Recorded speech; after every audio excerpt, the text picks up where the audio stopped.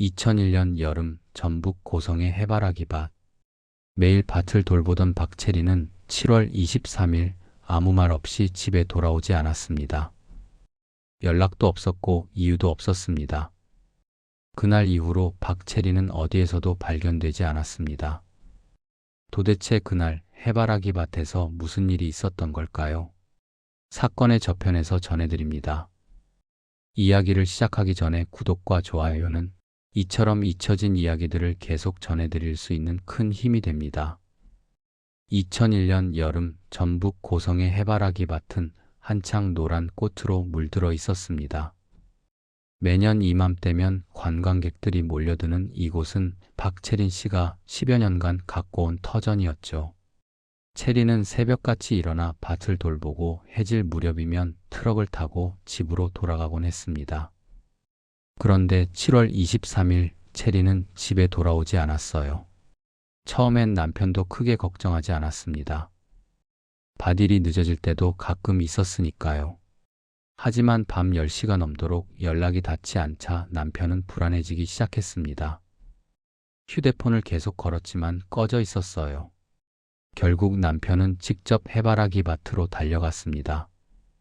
밭에 도착한 남편이 눈에 들어온 건 평소처럼 주차되어 있는 채린의 낡은 트럭이었습니다.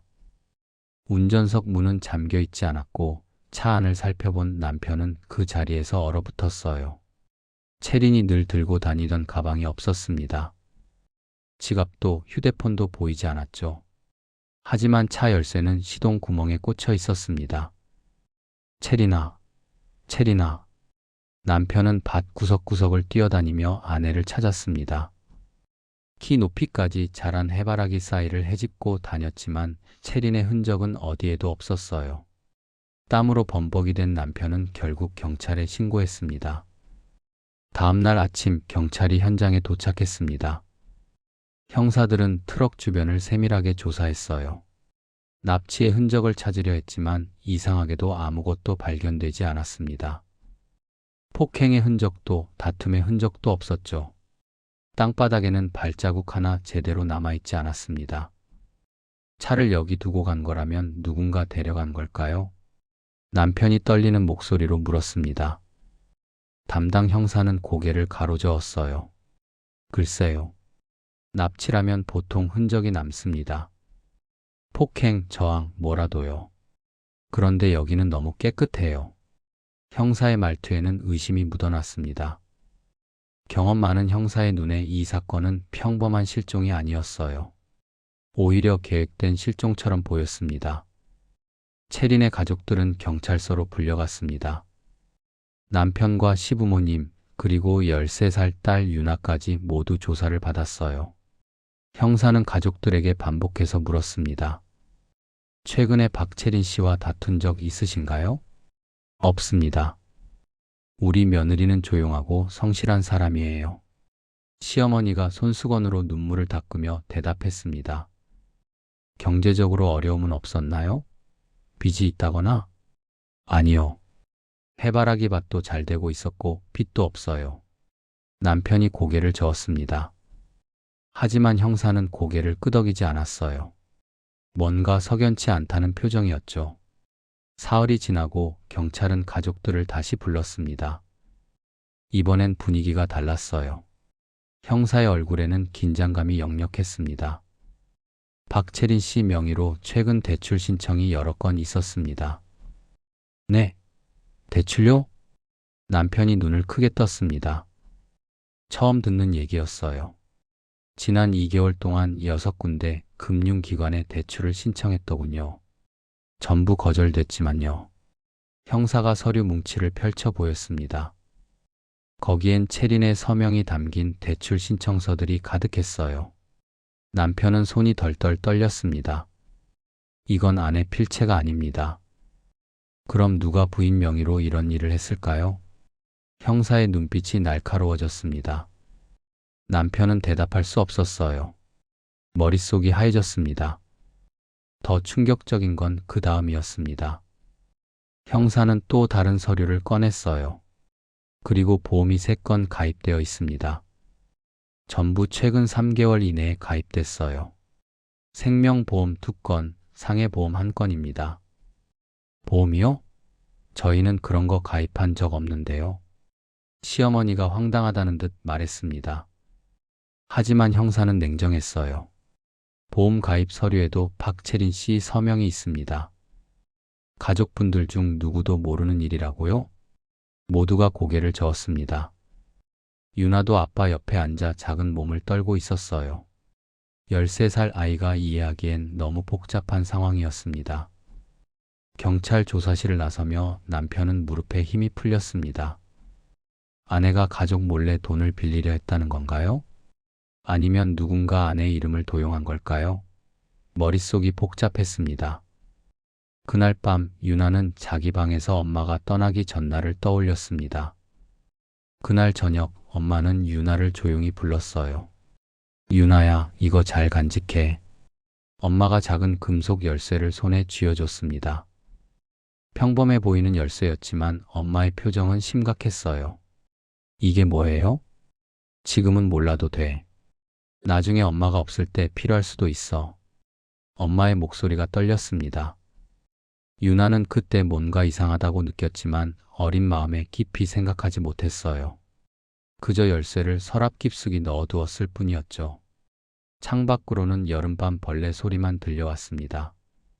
채린이 사라진 지 열흘째 경찰은 금융 기록을 더 깊이 분석하기 시작했습니다. 단순히 대출 신청과 보험 가입만 확인한 게 아니었어요. 그 뒤에 숨겨진 패턴을 찾기 시작한 겁니다. 담당 형사는 전문 필적 감정사를 불렀습니다. 대출 신청서와 보험 가입 서류에 적힌 채린의 서명을 분석하기 위해서였죠. 감정사는 서류들을 현미경으로 들여다보며 꼼꼼히 살폈어요. 이거 이상한데요? 감정사가 고개를 갸우뚱하며 말했습니다. 뭐가 이상합니까? 형사가 다가서며 물었어요. 서명이 일정하지 않아요. 여기 보세요. 이 대출 신청서 3장의 서명은 거의 똑같습니다. 너무 똑같아요. 감정사가 서류 3장을 나란히 놓았습니다. 형사도 이제 보이기 시작했어요. 서명의 각도, 필압, 글자 크기가 거의 일치했습니다. 사람이 서명할 때는 매번 조금씩 달라지기 마련인데 이건 마치 복사한 것처럼 똑같네요. 누군가 연습해서 따라 쓴 것 같습니다. 형사의 표정이 굳어졌습니다. 그렇다면 채린이 직접 신청한 게 아니라는 뜻이었어요. 그럼 위조입니까? 가능성이 높습니다. 하지만 보험 서류는 좀 달라요. 감정사가 보험 가입 증서를 꺼냈습니다. 이쪽 서명은 자연스러워요. 필적이 조금씩 다르고 필압도 일정하지 않습니다. 본인이 직접 쓴 게 맞는 것 같아요. 형사는 미간을 찌푸렸습니다. 대출은 위조인데 보험은 본인이 직접 가입했다는 건가요? 이게 대체 무슨 상황일까요? 형사는 금융기관들을 직접 찾아다니기 시작했습니다. 대출 신청이 거절된 이유를 더 자세히 알아보기 위해서였죠. 첫 번째 은행의 대출 담당자는 기억을 더듬으며 말했습니다. 아, 그분 기억나요. 6월 초쯤이었을 거예요. 본인이 직접 왔습니까? 네, 여자분이 오셨어요. 근데 뭔가 어색했어요. 담당자가 고개를 끄덕였습니다. 어떻게 어색했죠? 신청서는 미리 작성해 오셨는데 제가 추가 서류를 요청하니까 당황하시더라고요. 소득 증빙이 부족해서 원천 징수 영수증을 달라고 했는데 그런 게 필요한 줄 몰랐다고 하셨어요. 형사는 수첩에 메모했습니다. 그래서 거절하신 겁니까? 네. 대출 금액이 1,000만 원인데 소득 증빙도 제대로 안 되고 담보도 없었어요. 승인이 날 리가 없죠. 다른 금융기관들도 비슷한 반응이었습니다. 모두 본인 확인 절차에서 문제가 생겼어요. 신분증은 있었지만 추가 질문에 제대로 답하지 못했다는 겁니다. 형사는 한 가지 의문이 들었습니다. 만약 채린이 아닌 다른 사람이 대출을 받으려 했다면 왜 채린의 신분증을 가지고 있었을까요?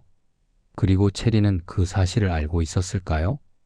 형사는 채린의 집으로 다시 찾아갔습니다. 남편에게 물어볼 게 있었어요. 신분증을 분실한 적이 있습니까? 부인이요.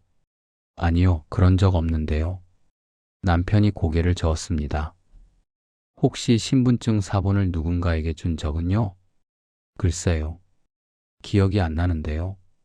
남편이 고개를 갸우뚱했습니다. 그때 시어머니가 끼어들었어요. 아, 그거 말이에요. 며느리가 3월쯤에 친척한테 신분증 사본을 빌려줬어요. 친척이요? 누구 말씀이십니까? 형사의 귀가 번쩍 뜨였습니다.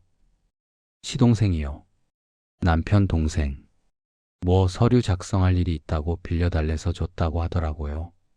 형사는 재빨리 수첩에 적었습니다. 그 시동생분 연락처 좀 주시겠습니까? 남편이 휴대폰을 꺼내 번호를 불러줬어요. 형사는 바로 전화를 걸었지만 꺼져 있었습니다. 며칠째 연락이 안 된다고 했어요. 형사는 시동생의 주소를 확인하고 그곳으로 향했습니다. 낡은 빌라 2층 문을 두드렸지만 아무도 나오지 않았어요. 옆집 주민에게 물어보니 일주일 전부터 보이지 않는다고 했습니다. 형사는 직감했습니다. 이 사건의 열쇠가 바로 시동생에게 있다는 걸요. 다시 경찰서로 돌아온 형사는 시동생의 금융 기록을 조회했습니다. 그리고 놀라운 사실을 발견했어요. 시동생은 4개월 전부터 도박 빚으로 쫓기고 있었습니다. 사채업자들에게 빌린 돈이 3천만 원이 넘었어요. 이거 보험 사기 냄새가 나는데. 형사는 혼잣말을 했습니다. 시동생이 채린의 신분증을 이용해 보험을 가입시키고 채린을 실종시켜 보험금을 받으려 한 게 아닐까요? 하지만 한 가지 이상한 점이 있었습니다. 보험 서류의 서명은 채린 본인 것이 맞았어요. 그렇다면 채린도 이 일을 알고 있었다는 뜻일까요? 형사는 고개를 저었습니다. 아직 확실한 건 없었어요. 더 파고들어야 했습니다. 채린이 사라진 지 보름이 지났습니다. 유나는 학교에 가지 않고 집에만 있었어요. 13살 아이에게 이 상황은 너무 무거웠습니다. 엄마가 어디로 갔는지, 왜 갔는지 아무도 설명해 주지 않았어요. 유나는 자기 방 책상 앞에 앉아 엄마가 준 열쇠를 또 꺼내 들었습니다. 작은 금속 열쇠였어요. 유나는 이 열쇠를 매일 만지작거렸습니다. 엄마와 연결된 유일한 단서 같았거든요. 이게 뭘 여는 열쇠일까? 유나는 혼잣말을 했습니다. 열쇠를 햇빛에 비춰보니 작은 글자가 선명하게 보였어요. 각인된 글자였습니다. 영사비. 유나는 수첩에 이 글자를 적어봤어요. 숫자 영사와 알파벳 B. 도대체 무슨 뜻일까요? 유나는 집안 곳곳을 돌아다니며 이 열쇠가 맞는 자물쇠를 찾아봤습니다. 창고 문을 열어봤어요. 하지만 창고는 자물쇠가 없었습니다. 다락방도 가봤지만 역시 아니었어요. 안방 서랍장도 확인했지만 열쇠 구멍이 없었습니다. 유나야, 뭐하니? 할머니가 방문을 열고 들어왔습니다. 유나는 황급히 열쇠를 주머니에 넣었어요. 아무것도 안 해요. 밥 먹어라. 할머니의 목소리는 힘이 없었습니다. 며느리가 사라진 뒤로 온 집안이 무거운 공기로 가득했어요.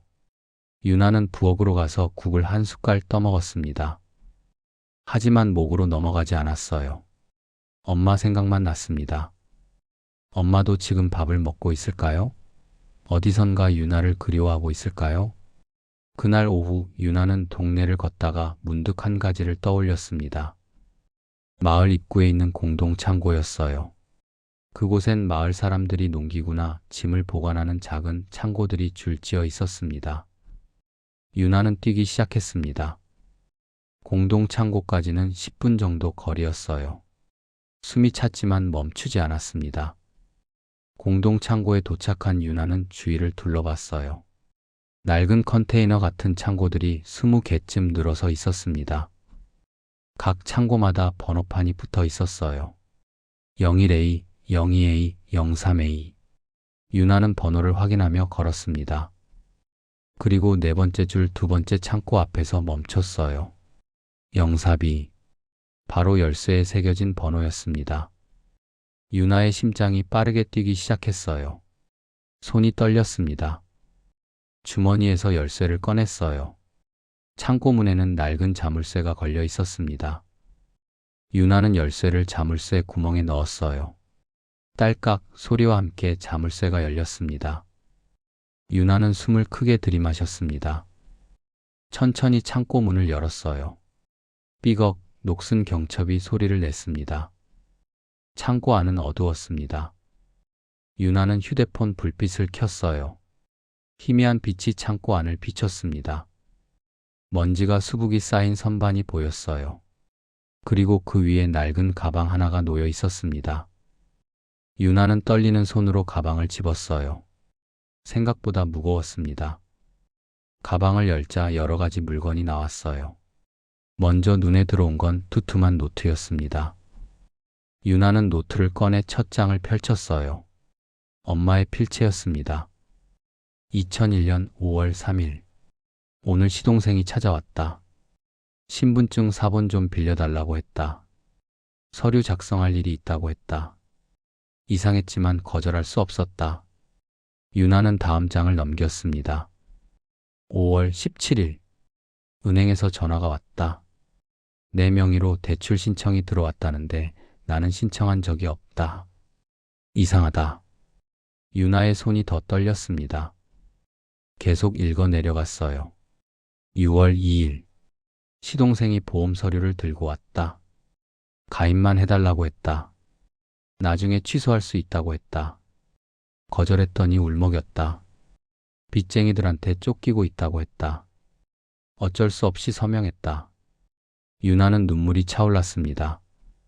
엄마가 이런 일을 겪고 있었다니 몰랐어요. 6월 15일. 보험이 3건이나 된다는 걸 오늘 알았다. 시동생이 속였다. 보험금이 2억 원이라고 한다. 나는 동의한 적 없다. 경찰에 얘기하려고 한다. 유나는 다음 장을 넘기려다 멈췄습니다. 페이지가 찢어져 있었어요. 누군가 급하게 찢어낸 것 같았습니다. 유나는 울먹이며 가방 속을 더 뒤졌습니다. 금융기관 서류 사본들이 나왔어요. 보험 증서도 있었습니다. 그리고 한 장의 편지가 나왔습니다. 찢어진 종이에 급하게 휘갈겨 쓴 글씨였어요. 돈 안 주면 너희 가족 다 위험해. 알지? 유나는 온몸이 얼어붙었습니다. 채린이 사라진 지 3주째 형사는 채린의 통장 거래 내역을 샅샅이 뒤지고 있었습니다.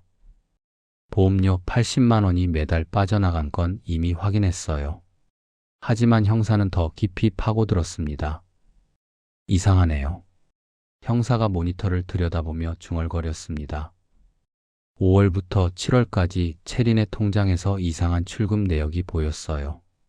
보험료 외에도 매주 정기적으로 돈이 빠져나가고 있었습니다. 매주 목요일마다 50만 원씩, 3달 동안 총 600만 원이 현금으로 인출됐어요. 통장에는 아무 메모도 없었습니다. 형사는 남편을 다시 불렀습니다. 부인이 매주 목요일마다 50만 원씩 인출했습니다. 아십니까? 네. 그런 적 없는데요. 아내가 그렇게 큰 돈을 쓸 일이 없어요. 남편이 얼굴이 창백해졌습니다. 해바라기 밭 운영비로 쓴 건 아닙니까? 아니요.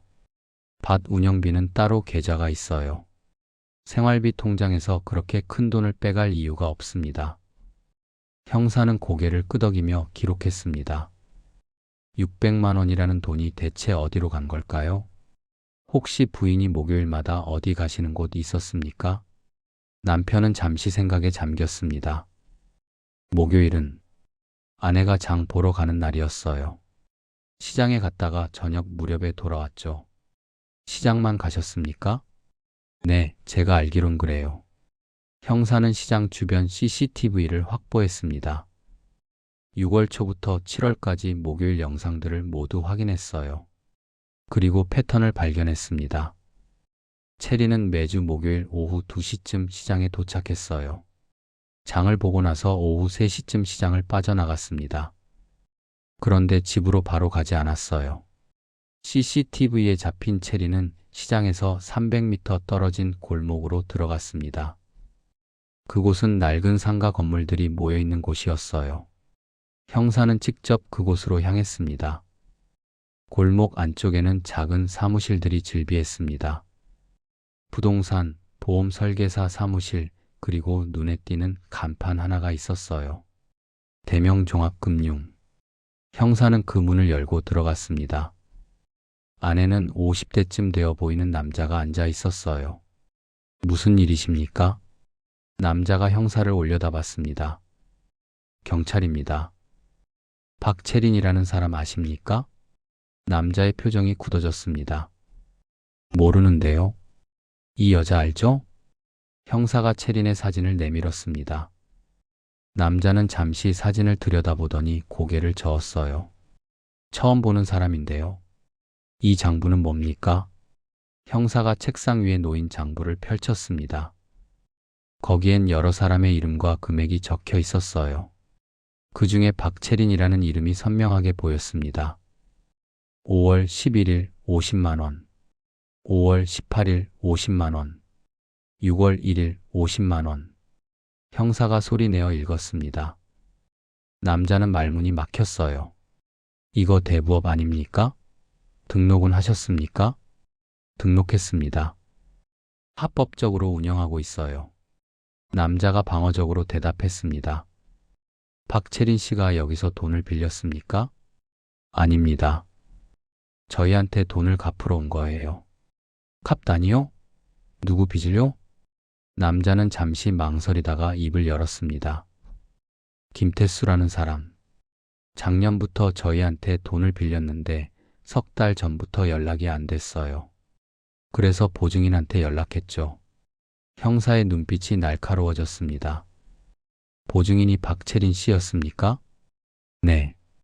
김태수가 돈 빌릴 때 박채린 씨를 보증인으로 세웠어요. 형사는 숨이 막혔습니다. 채린은 시동생의 보증을 섰던 겁니다. 박채린 씨가 보증을 섰다는 걸 본인이 알고 있었습니까? 글쎄요, 그건 저희가 알 바 아니고요. 서류에 서명이 있으니 유효한 거죠. 남자가 어깨를 으쓱했습니다. 총 빚이 얼마였습니까? 원금이 2천만 원이었는데 이자까지 합치면 3,500만 원쯤 됩니다. 형사는 주먹을 불끈 쥐었습니다. 채린은 자신도 모르게 3,500만 원의 빚을 떠안은 거였어요. 그리고 매주 목요일마다 50만 원씩 갚아나가고 있었던 겁니다. 박채린 씨는 뭐라고 하던가요? 처음엔 자기는 모르는 일이라고 했어요. 하지만 저희가 법적 조치 취하겠다고 하니까 갚기 시작했죠. 울면서 갚더라고요. 남자의 말에 형사는 분노가 치밀어 올랐습니다. 마지막으로 온 게 언제입니까? 7월 19일이요. 그날도 50만 원 갚았어요. 그 이후론 안 왔고요. 7월 19일. 채린이 사라지기 나흘 전이었습니다. 형사는 사무실을 나서며 모든 게 이해되기 시작했습니다. 채린은 시동생 때문에 거액의 빚을 떠안았고 그 빚을 갚기 위해 필사적이었던 거예요. 그래서 보험까지 가입한 걸까요? 형사는 경찰서로 돌아와 채린의 휴대폰 통화 기록을 다시 펼쳐봤습니다. 이미 한 번 확인했던 자료였지만 이번엔 다른 시각으로 봐야 했어요. 시동생 김태수와의 연관성을 찾기 위해서였죠. 통화 기록을 따라 내려가던 형사의 손가락이 멈췄습니다. 7월 22일 밤 11시. 채린이 사라지기 하루 전이었어요. 그날 밤 채린은 누군가와 13분 동안 통화했습니다. 이 번호가 누구 거지? 형사가 번호를 조회했습니다. 김태수의 번호였어요. 형사는 재빨리 통신사에 연락했습니다. 이 통화 녹음 기록 있습니까? 잠시만요. 확인해 보겠습니다. 통신사 직원이 대답했습니다. 잠시 후 형사의 이메일로 파일이 도착했어요. 형사는 헤드폰을 끼고 재생 버튼을 눌렀습니다. 처음엔 잡음만 들렸습니다. 그러다 남자의 목소리가 들려왔어요. 누나, 제발요. 일주일만 더 시간을 주세요. 김태수의 목소리였습니다. 떨리고 간절했어요. 태수야, 나도 이제 한계야. 매주 50만 원씩 갚는데도 이자가 줄지를 않아. 체린의 목소리가 지쳐 있었습니다. 누나가 보증 안 서줬으면 저는 끝났어요. 정말 감사해요. 감사. 지금 너 때문에 우리 가족이 위험하게 생겼어. 체린의 목소리가 떨렸습니다. 울먹이는 것 같았어요. 누나, 저 곧 큰 돈 만질 수 있어요. 그럼 다 갚을게요. 큰 돈? 또 도박하려고? 태수야, 정신 차려. 체린이 목소리를 높였습니다. 도박 아니에요. 보험. 보험금이요. 김태수가 작은 목소리로 말했습니다. 형사는 귀를 쫑긋 세웠어요. 보험금? 무슨 소리야? 누나 명의로 가입한 보험 있잖아요. 그거요. 그건 내가 취소한다고 했잖아. 나 서명만 해주면 된다고. 체린의 목소리가 격앙됐습니다. 취소 안 했어요. 2억 원짜리예요. 누나가 사고만 나면. 뭐라고? 체린이 비명처럼 소리쳤습니다. 녹음에서 뭔가 떨어지는 소리가 들렸어요. 누나, 진짜 미안해요. 하지만 어쩔 수 없었어요. 사채업자들이 저를 죽이려고 해요. 김태수의 목소리에 눈물이 섞여 들어갔습니다. 태수야, 너 지금 무슨 생각을 하는 거야? 설마 나한테 사고를 내려는 거야? 체린의 목소리가 공포로 가득 찼습니다. 누나만 없으면 제가 수익자거든요. 보험금 받으면 빚도 갚고 새 출발할 수 있어요. 미쳤어? 너 정말 미친 거야? 체린이 울부짖었습니다. 누나, 이해해 주세요. 저도 살고 싶어요. 나는 동의한 적 없어. 나 경찰에 얘기할 거야. 너 감옥 가야 해. 체린의 목소리가 단호했습니다. 누나, 그러지 마세요. 제발요. 김태수가 애원했습니다.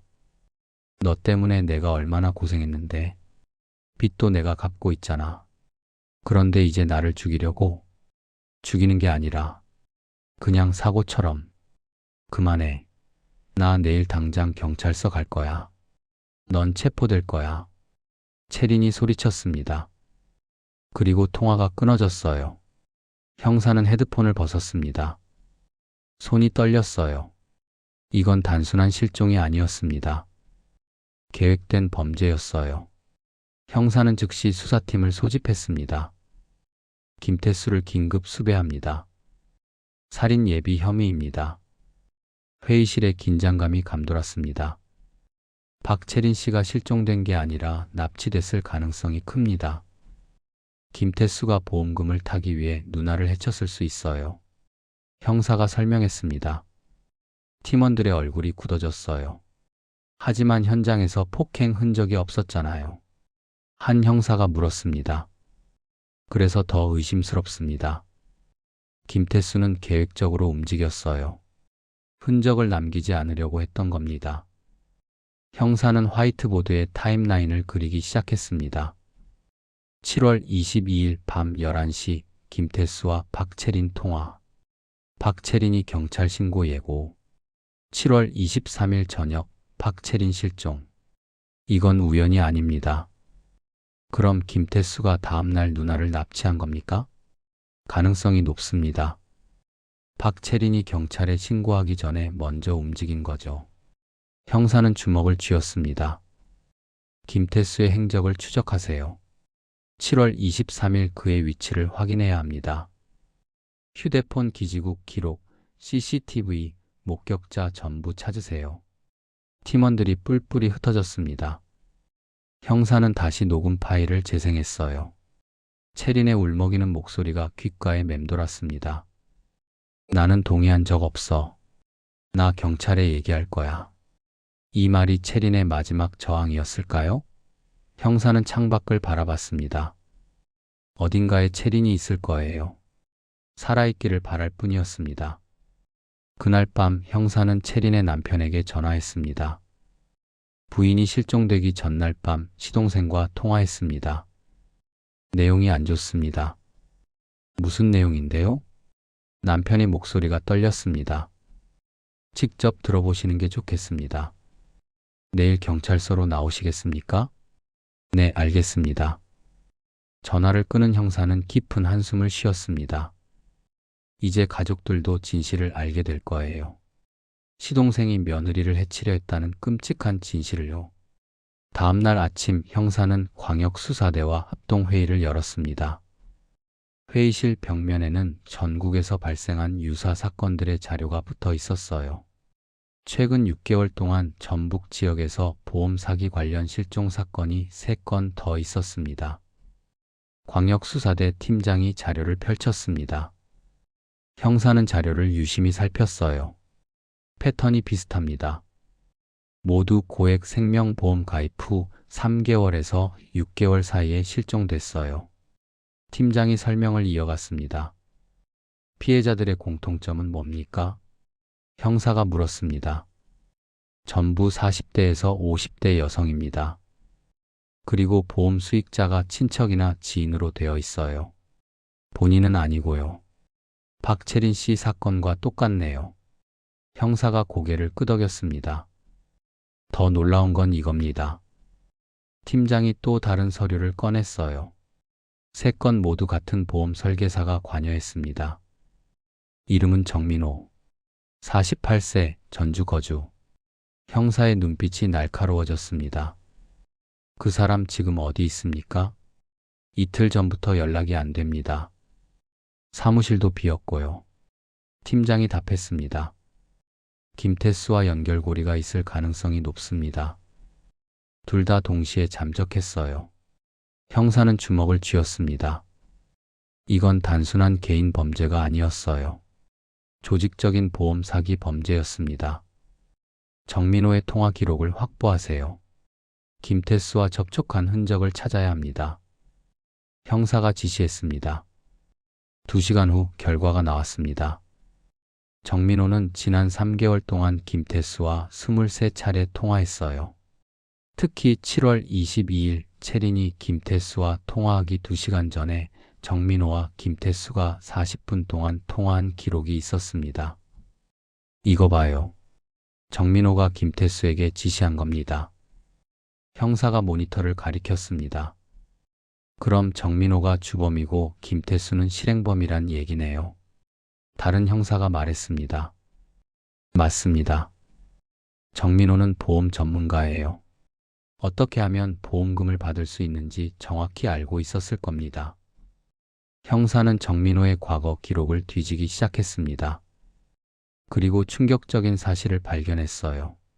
정민호는 2년 전 보험 사기로 징역 1년을 선고받았습니다. 하지만 출소 후에도 같은 범죄를 반복하고 있었던 겁니다.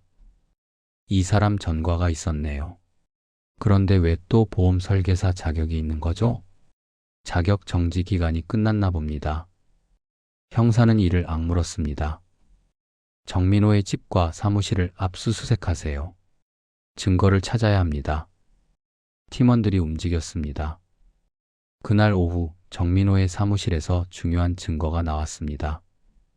컴퓨터 하드디스크에서 삭제된 파일들을 복구했는데 거기에 놀라운 내용이 담겨 있었어요.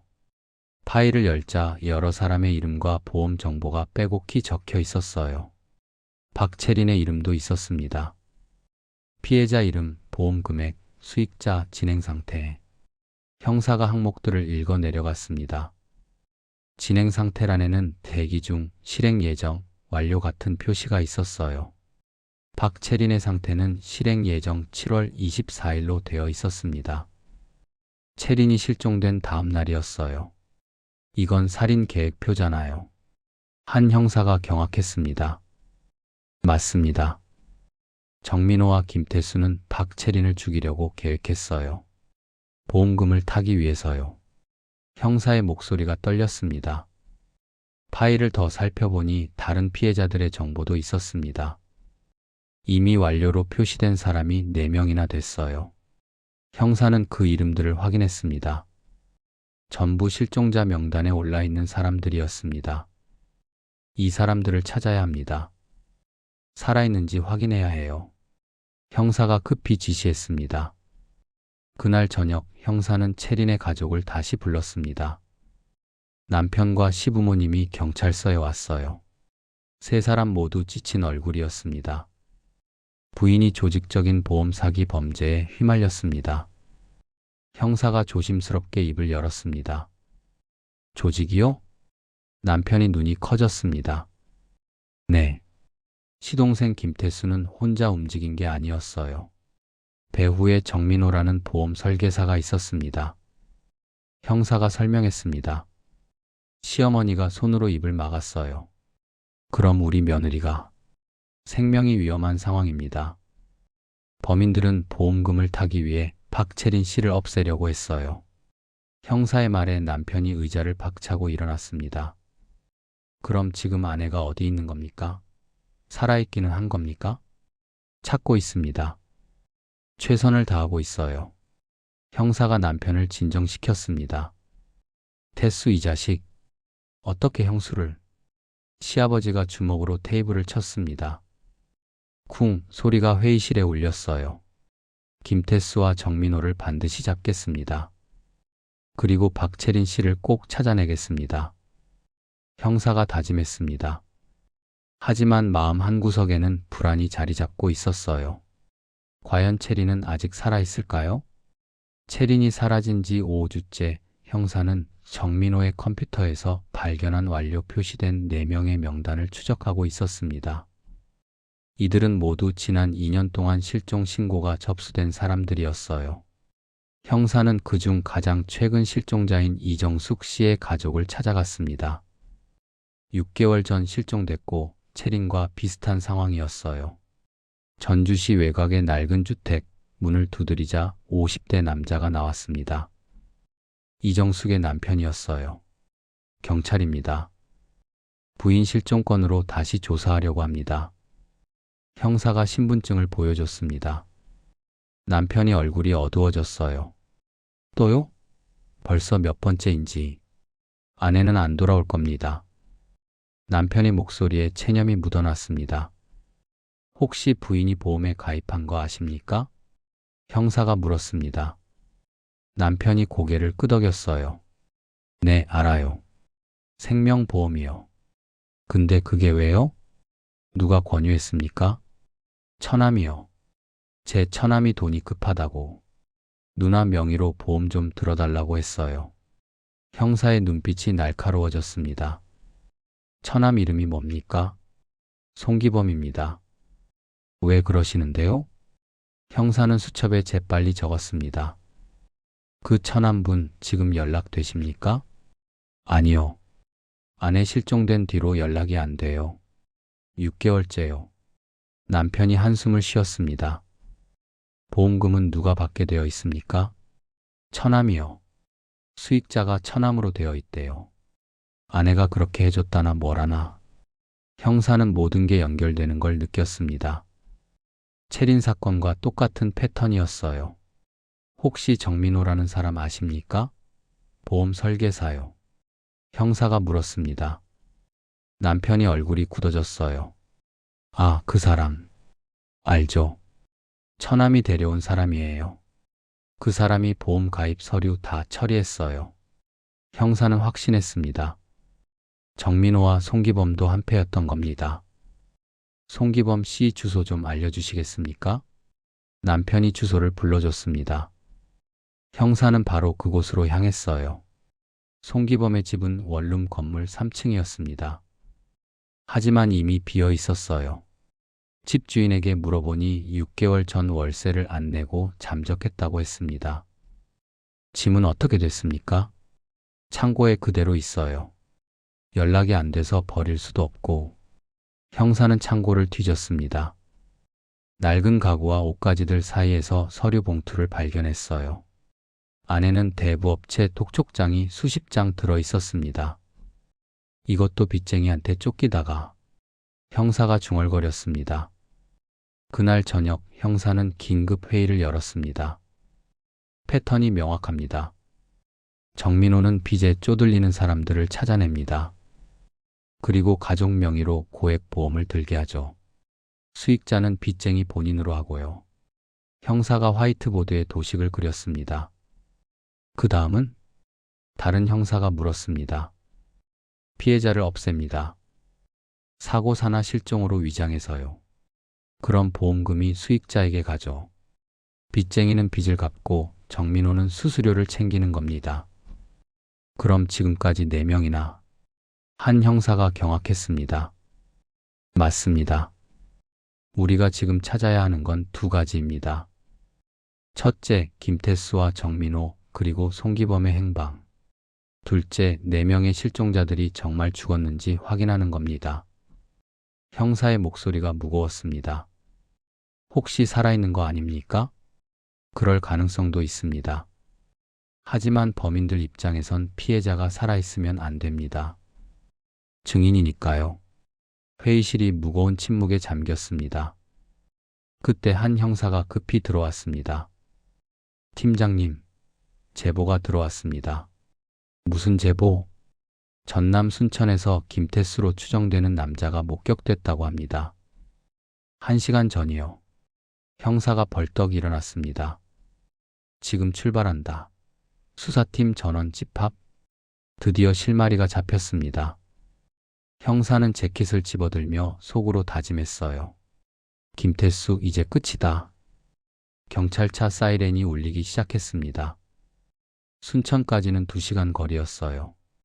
형사는 창밖을 바라보며 채린의 얼굴을 떠올렸습니다. 조금만 기다리세요. 꼭 찾아내겠습니다. 차는 어둠 속을 달렸습니다. 헤드라이트가 밤길을 밝혔어요. 이제 진실을 밝힐 시간이 다가오고 있었습니다. 순천까지 2시간을 달린 형사는 제보자가 알려준 주소로 향했습니다. 순천시 외곽의 허름한 여관이었어요. 밤 10시가 넘은 시각이었습니다. 형사는 수사팀원들과 함께 여관을 포위했습니다. 주인에게 조용히 물었어요. 2층 사무실에 묵고 있는 남자 언제부터 있었습니까? 사흘 전부터요. 현금으로 계산하고 밖에 거의 안 나가더라고요. 주인이 작은 목소리로 대답했습니다. 형사는 고개를 끄덕이며 계단을 올라갔습니다. 팀원 4명이 뒤를 따랐어요. 사무실 문 앞에서 형사는 숨을 고르고 노크했습니다. 톡톡톡. 안에서 움직이는 소리가 들렸습니다. 발걸음 소리가 가까워지더니 문이 조금 열렸어요. 누구세요? 남자의 목소리였습니다. 형사는 재빨리 문을 밀고 들어갔어요. 경찰이다. 움직이지 마. 형사가 소리쳤습니다. 남자는 뒤로 물러서며 창문 쪽으로 도망치려 했어요. 하지만 팀원들이 재빨리 제압했습니다. 김태수 맞지? 형사가 남자의 얼굴을 확인했습니다. 사진으로 봤던 그 얼굴이 맞았어요. 김태수였습니다. 아닙니다. 사람 잘못 보신 거예요. 김태수가 발버둥쳤습니다.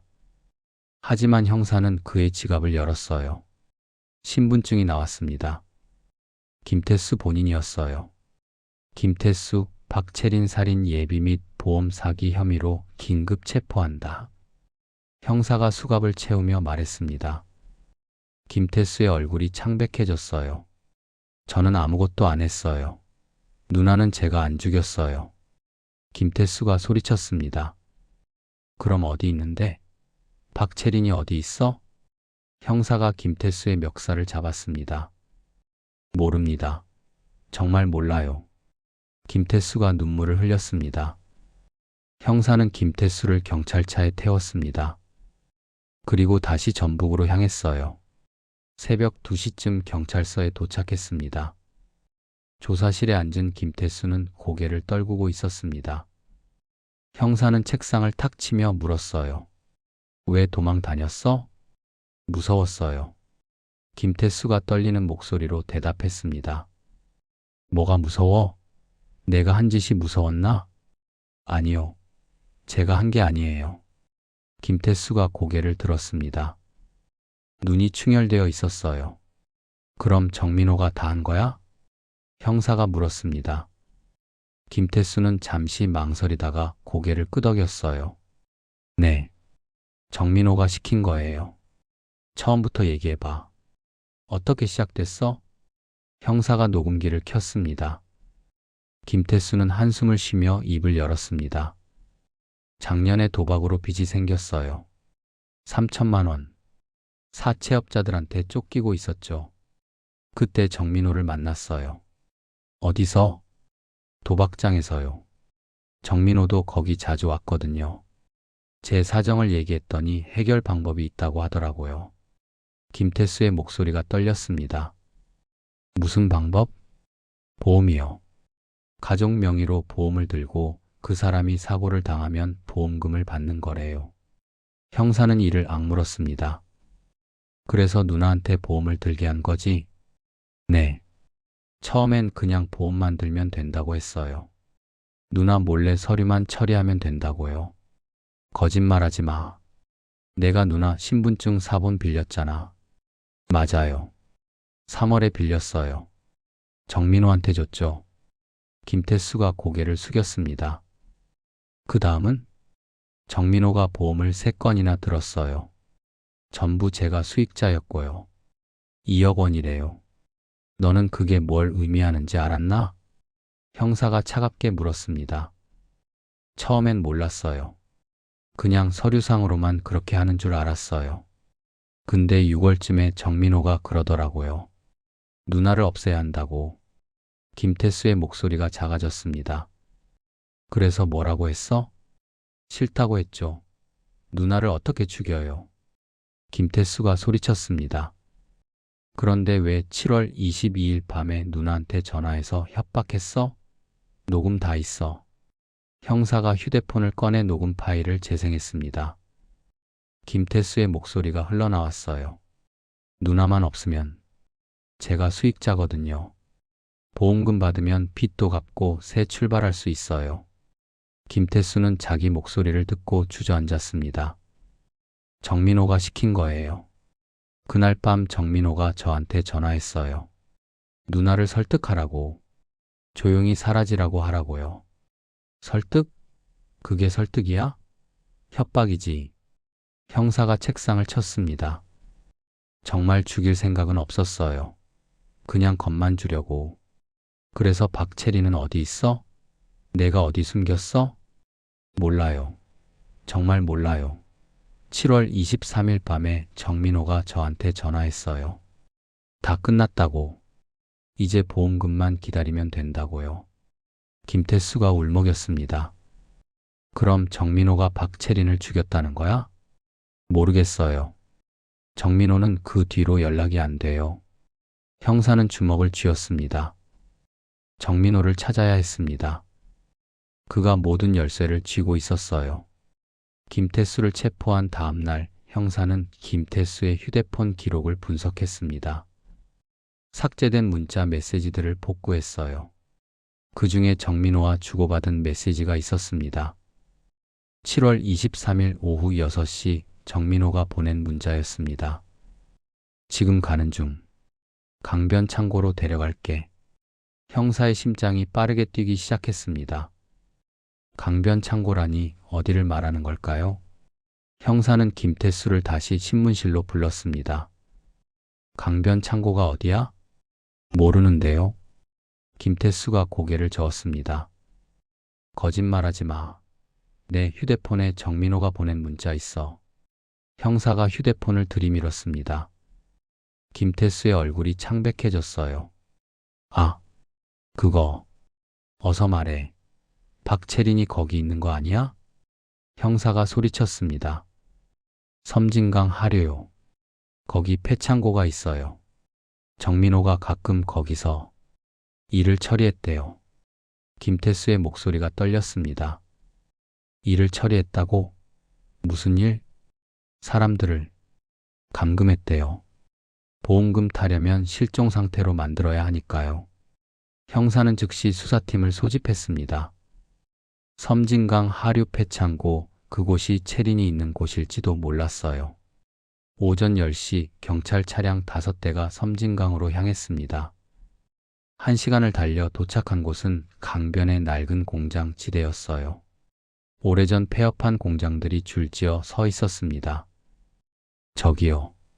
김태수가 손가락으로 가리켰습니다.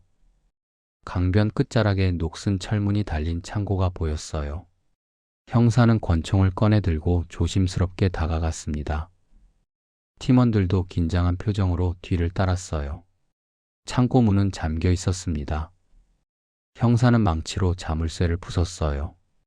쾅 소리와 함께 자물쇠가 떨어졌습니다.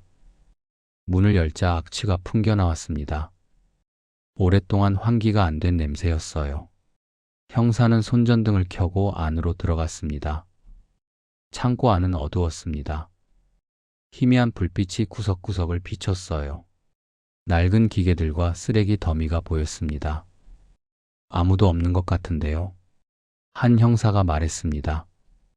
그때 형사의 귀에 작은 소리가 들렸어요. 쿵, 쿵. 어디선가 두드리는 소리였습니다.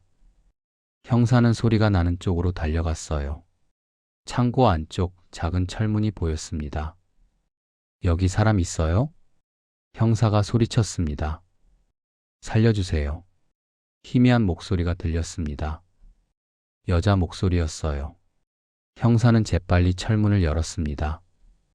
안에는 작은 방이 있었어요. 그리고 그곳에 한 여자가 쓰러져 있었습니다. 박채린 씨. 형사가 달려갔습니다. 체리는 몹시 야윈 모습이었어요. 머리카락은 헝클어져 있고 옷은 더러웠습니다. 하지만 살아 있었어요. 구급차. 빨리 구급차 불러. 형사가 소리쳤습니다. 체리는 눈을 가늘게 뜨고 형사를 바라봤습니다. 입술이 바짝 말라 있었어요. 물. 형사가 급히 물을 건넸습니다. 체리는 떨리는 손으로 물을 받아 마셨어요. 괜찮으세요? 다친 데는 없으세요? 형사가 물었습니다. 체리는 고개를 저었어요. 유나. 우리 유나는. 체린의 목소리가 떨렸습니다. 유나는 무사해요. 걱정 마세요. 형사가 체린의 손을 잡았습니다. 체린의 눈에서 눈물이 흘러내렸어요. 감사합니다. 정말. 체린이 울먹였습니다. 구급차가 도착했습니다. 구급대원들이 체린을 들것에 옮겼어요. 형사는 구급차에 함께 탔습니다. 박채린 씨, 정민호가 여기 데려온 겁니까? 형사가 조심스럽게 물었습니다. 네. 7월 23일 저녁이었어요. 제가 해바라기 밭에서 일을 끝내고 집에 가려는데 갑자기 차가 막았어요. 체린이 천천히 말했습니다. 정민호였어요. 그 사람이 차에서 내려서 저를 협박했어요. 조용히 따라오지 않으면 유나를 해치겠다고요. 체린의 목소리가 떨렸습니다. 그래서 따라갔습니까? 네. 딸을 지켜야 했어요. 그 사람이 차에 태워서 여기로 데려왔어요. 그 다음은요? 이 방에 가뒀어요. 물과 빵만 조금씩 줬어요. 언제 죽일지 모른다고. 계속 협박했어요. 체린이 눈물을 닦았습니다. 정민호는 언제 마지막으로 왔습니까? 사흘 전이요. 그 뒤로 안 왔어요. 물도 다 떨어지고 저는 죽는 줄 알았어요. 형사는 주먹을 쥐었습니다. 정민호는 김태수가 잡혔다는 소식을 듣고 도주한 게 분명했어요. 병원에 도착한 체리는 응급실로 옮겨졌습니다.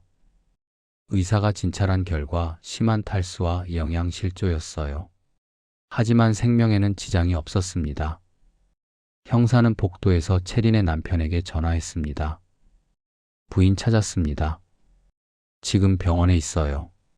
정말요? 살아있어요? 남편의 목소리가 떨렸습니다. 네, 무사합니다. 빨리 오세요. 전화를 끊은 형사는 창밖을 바라봤습니다. 이제 정민호만 잡으면 모든 게 끝이었어요. 병원 복도에 남편이 뛰어왔습니다. 숨이 턱까지 차올라 있었어요. 뒤를 이어 시부모님과 유나도 들어왔습니다. 체린이는 어디 있어요? 남편이 형사를 붙잡고 물었습니다. 3층 입원실에 있습니다. 지금 안정을 취하고 있어요. 형사가 대답했습니다. 남편은 계단을 뛰어 올라갔어요. 3층 입원실 문을 열자 체린이 침대에 누워 있었습니다. 링거를 맞고 있었어요. 창백한 얼굴이었지만 눈은 또렷했습니다. 여보. 남편이 채린의 손을 잡았습니다. 목소리가 떨렸어요. 미안해요. 정말 미안해요. 채린이 눈물을 흘렸습니다. 남편은 아무 말도 하지 못했어요. 그저 아내의 손을 꽉 쥐고 있을 뿐이었습니다.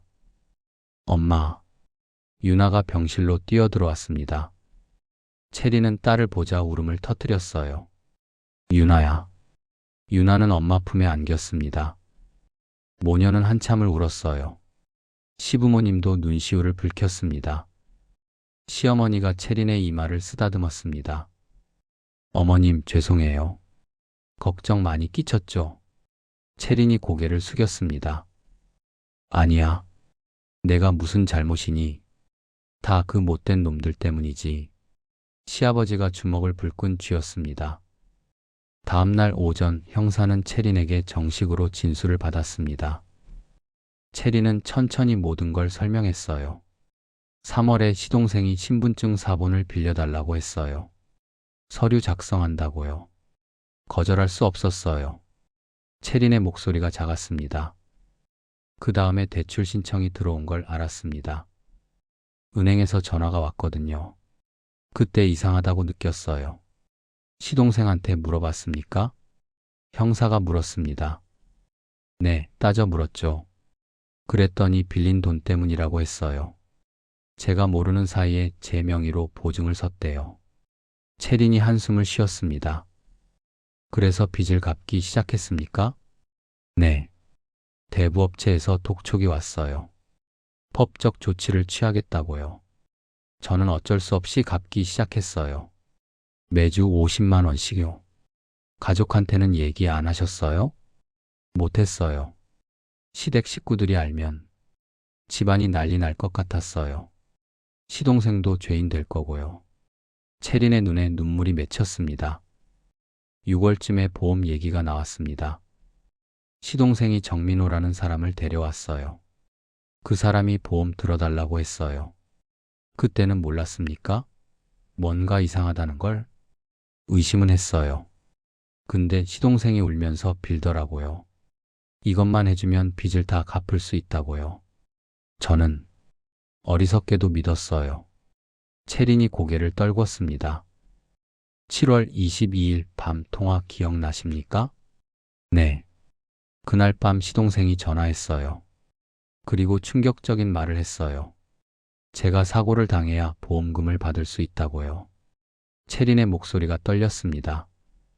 그래서 경찰에 신고하겠다고 하셨죠? 네, 당연하죠. 그런데 시동생이 협박했어요. 가족을 해치겠다고. 유나를, 우리 딸을.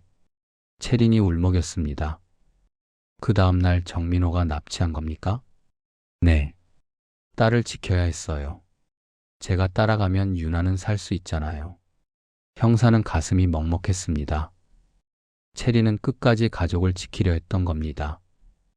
창고에 갇혀서는 어땠습니까? 정민호가 이틀에 한 번씩 왔어요. 물과 빵을 주고 갔어요. 언제 죽을지 모른다는 공포 속에서 살았어요. 왜 도망치지 않으셨습니까? 문이 잠겨 있었어요. 창문도 없었고요. 저는 정말 죽는 줄 알았어요. 채린이 눈물을 닦았습니다. 사흘 후 정민호가 부산에서 체포됐습니다. 위조 여권을 만들어 해외 도피를 시도하다가 공항에서 잡혔어요. 김태수와 정민호는 모두 살인 예비, 감금, 보험 사기 혐의로 기소됐습니다. 재판 결과 김태수는 징역 10년, 정민호는 징역 15년을 선고받았어요. 한 달 후 채린은 퇴원했습니다. 가족들과 함께 집으로 돌아왔어요. 해바라기 밭은 그대로였습니다. 여름이 지나 가을이 오고 있었어요. 채린은 유나의 손을 잡고 밭을 걸었습니다. 엄마, 무서웠어요? 유나가 물었습니다. 무서웠지. 하지만 유나 생각하면서 버텼어. 엄마는 너를 지켜야 했으니까. 채린이 유나의 머리를 쓰다듬었습니다. 엄마, 사랑해요. 엄마도 사랑해, 우리 유나. 모녀는 서로를 꼭 안았습니다. 해바라기 밭 위로 가을 햇살이 따스하게 내려왔어요. 긴 악몽이 끝나고 평화로운 일상이 다시 시작되고 있었습니다. 채린 씨가 무사히 가족 곁으로 돌아온 뒤에도 사건은 끝난 게 아니었습니다. 공백이 남긴 상처는 하루아침에 사라지지 않았으니까요. 남편은 뒤늦게 알았습니다. 아내가 홀로 짊어진 빚과 협박, 그리고 가족을 지키기 위해 선택해야 했던 공포를요.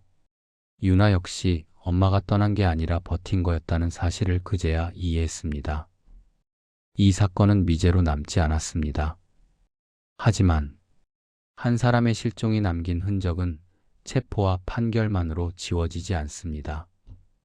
해바라기 밭은 다시 노랗게 피어도 그날의 밤은 오래도록 가족의 마음에 남겠죠. 그럼에도 채린 씨는 살아 돌아왔고, 유나는 엄마의 손을 다시 잡았고, 그 가족은 무너진 자리에서 다시 일어설 이유를 찾았습니다. 다음 이야기에서도 잊혀질 뻔한 사건들을 끝까지 따라가 보겠습니다. 구독과 좋아요는 이런 이야기들을 계속 전해드릴 수 있는 큰 힘이 됩니다.